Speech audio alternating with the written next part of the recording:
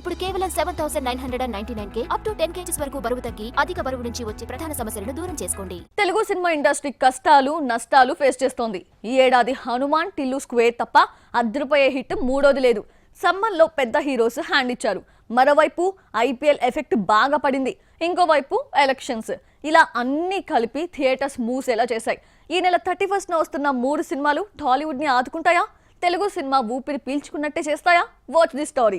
2023తో పోల్చుకుంటే ఈ ఏడాది సక్సెస్ పర్సెంటేజ్ బాగా పడిపోయింది. చాలా సినిమాలు వచ్చినట్టే తెలియకుండా వెళ్లిపోతున్నాయి. అసలు రిలీజ్ చేయాలంటేనే భయపడిపోతున్నారు నిర్మాతలు. సినిమా రిలీజ్ అయిన వెంటనే బాగుందన్న టాక్ వస్తే చాలు ఆ నోటా ఈ నోటా సినిమా వెళ్లిపోయి హిట్ అయ్యేది. అదేంటో గానీ పాజిటివ్ టాక్ వచ్చిన సినిమాలు బోటాబోటీగా బ్రేక్ ఈవెన్ అవుతున్నాయి తప్ప లాభాలు దక్కడం లేదు. ఒక రకంగా తెలుగు సినిమా పరిస్థితి ఐసీలో ఉంది. థియేటర్స్ లో ఆక్యుపెన్సీ తగ్గడానికి ఐపీఎల్ కీ రోల్ పోషించింది. ఇక ఐపీఎల్ ముగిసింది.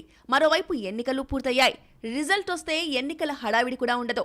సినిమాలకు ఏవి అడ్డంకు లేకపోయినా జనాలు వస్తారా లేదా అన్న భయం మాత్రం వెంటాడుతోంది. థియేటర్కు వెళ్లి సినిమా చూడాలన్న కాన్సెప్ట్ నుంచి ప్రేక్షకులు బయటకొచ్చేశారు.